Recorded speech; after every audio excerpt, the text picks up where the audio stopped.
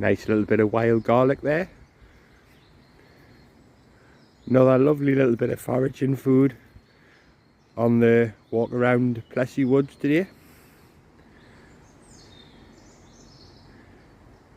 Pretty.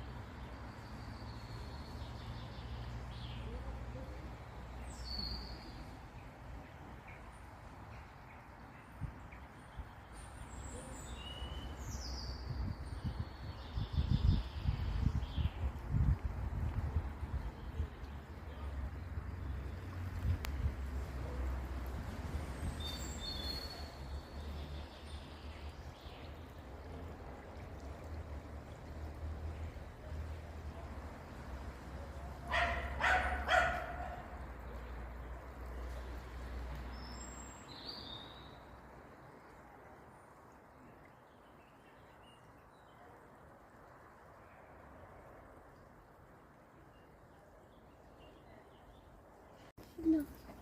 Oh. Oh. We're up here. Left. So three. One. Two. Good counted.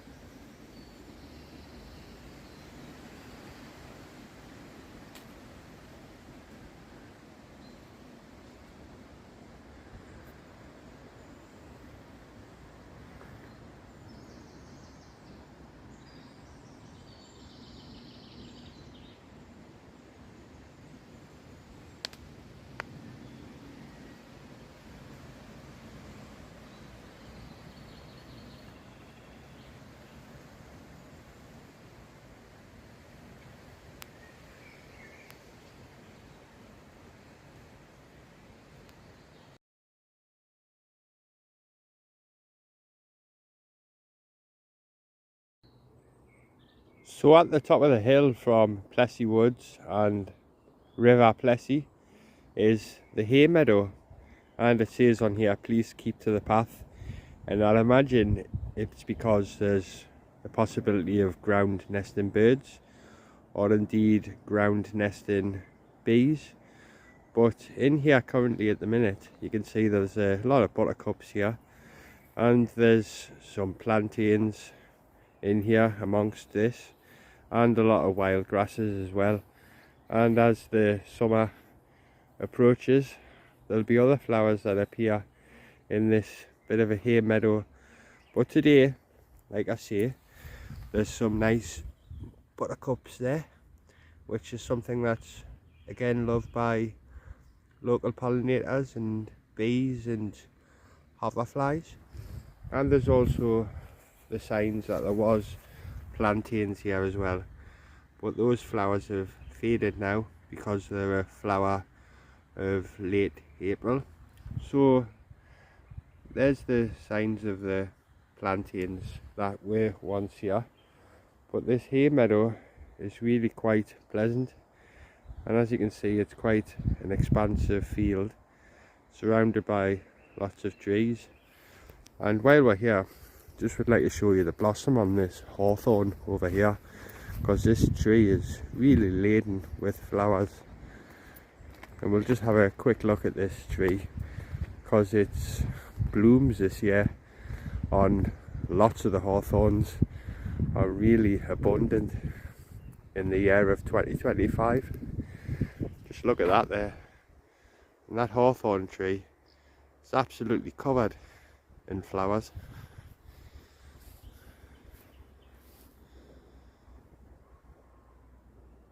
So many, and there'll be a lot of berries this year that come from those flowers, which in turn is good for the pollinators, good for the bees, and also really good for the birds too. And of course you can make hawthorn jam and hawthorn jelly. Isn't that lovely?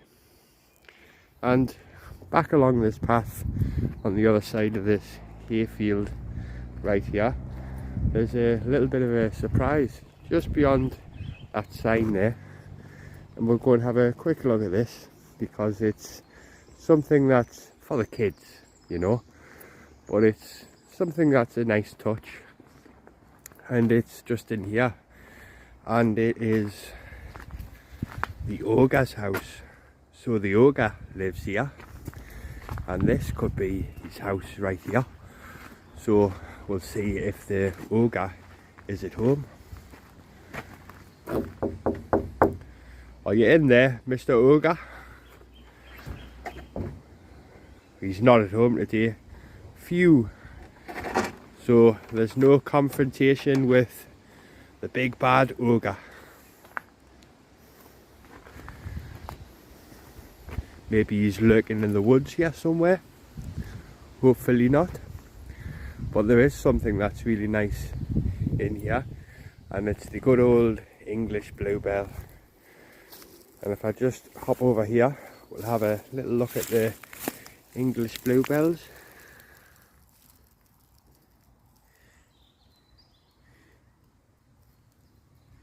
Really, really nice. And you can tell it's the English bluebells because they droop downwards and the flowers point towards the floor. So there's some nice English bluebells in here, which is really lovely.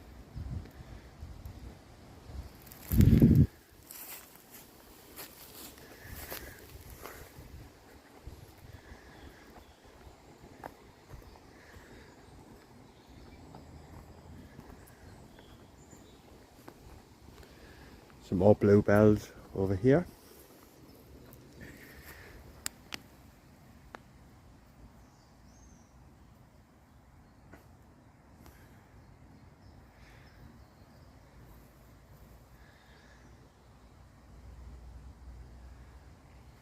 Lovely.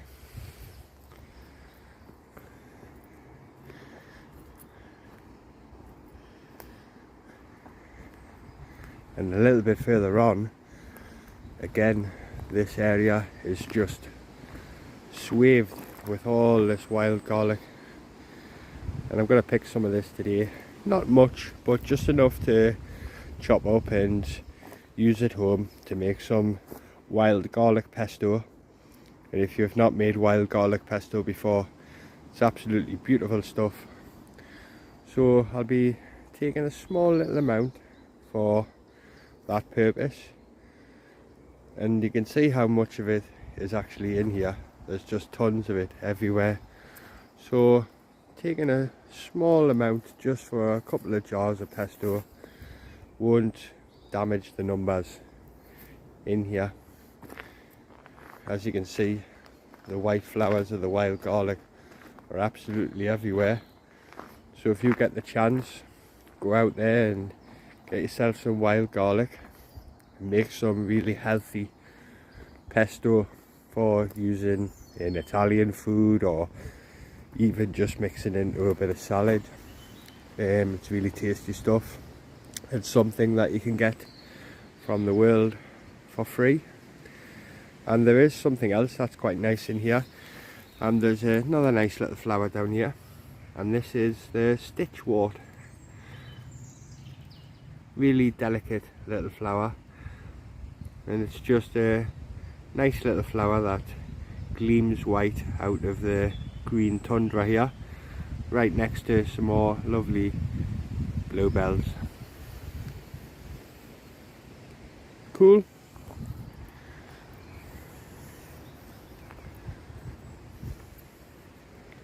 Lots more bluebells over here. Really, really nice. Lovely oak tree.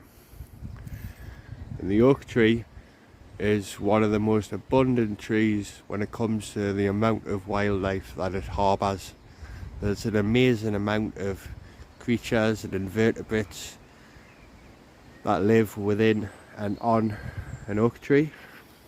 So there's a really lovely looking oak tree right here with its wavy edged margins to the leaves.